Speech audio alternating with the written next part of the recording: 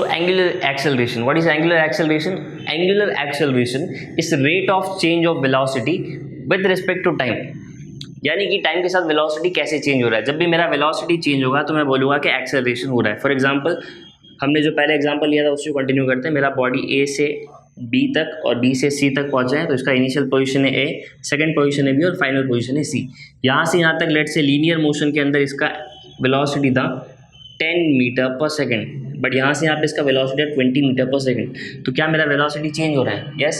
तो जब भी मेरा वेलोसिटी चेंज होगा तो मैं बोलूँगा बॉडी एक्सेलरेट कर रहा है। इस केस में वेलोसिटी बढ़ रहा है तो मैं बोलूँगा बॉडी एक्सेलरेट कर रहा है, that is acceleration is positive. But अगर ये वेलोसिटी अचानक से कम हो जाता है, लेट से ये हो जाता 5 मीटर पर सेकंड, तो मैं बोलता बॉडी डिसेलरेट कर रहा है या फिर मेरा एक्सेलरेशन जो है वो नेगेटिव है। ऐसे डील करते हैं लीनियर में। अब इसको हम कंपेयर करते हैं एंगुलर से। एंगुलर के केस में क्या होगा, सेम तरीके से हम यहाँ पे देखेंगे। लेट से ए से लेके बी तक और बी से लेके सी तक मेरा बॉडी मूव कर रहा है। इनिशियली इसका जो वेलोसिटी था उसको हम ओमेगा 1 लेते हैं। लेट से यहाँ पे इसका जो भी वेलोसिटी था वो था इनिशियली 5 रेडियन पर सेकेंड, बट बी से लेके सी तक उसका वेलोसिटी चेंज हो गया। इसका वेलोसिटी हो गया 10 रेडियन पर सेकेंड।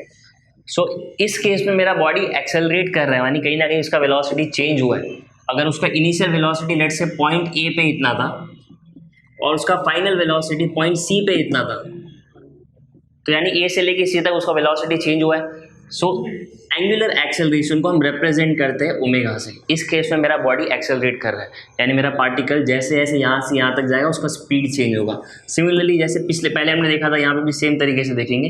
वेलोसिटी मेरा 5 से 10 तक बढ़ रहा है, यानी बॉडी एक्सेलरेट कर रहा है। और मान लो अगर ये वेलोसिटी चेंज होता है, लेट से पी तक आते आते पी पे इसका नया वेलोसिटी हो गया लेट से वापस 4 रेडियन पर सेकेंड, तो क्या बोल सकता हूँ सी से लेके पी तक वेलोसिटी कम हो रहा है। देखो कंपैरेटिवली 10 से 4 हो रहा है। इस केस में एक्सेलरेशन जो है वो नेगेटिव है, या फिर बोल सकता हूँ एंगुलर एक्सेलरेशन इज नेगेटिव और बॉडी इज डिसेलरेटिंग। सो जैसे कि हमने अब तक देखा, एक्सेलरेशन लीनियर में होता है velocity with respect to time. यहाँ पर हमारा एक्सेलरेशन होगा alpha, that is equal to angular velocity with respect to time. So इसको फाइंड कैसे कर सकते हैं हम? इसका फॉर्मूला बड़ा ही सिंपल होगा। Angular acceleration is equal to change in angular velocity upon time.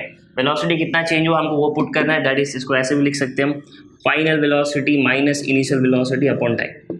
तो मैं चेक कर सकता हूँ इन दोनों पॉइंट्स के बीच में इनिशियल और फाइनल वेलोसिटी कितना चेंज हुआ है, उसके बेसिस पर मेरा एक्सेलरेशन कितना है।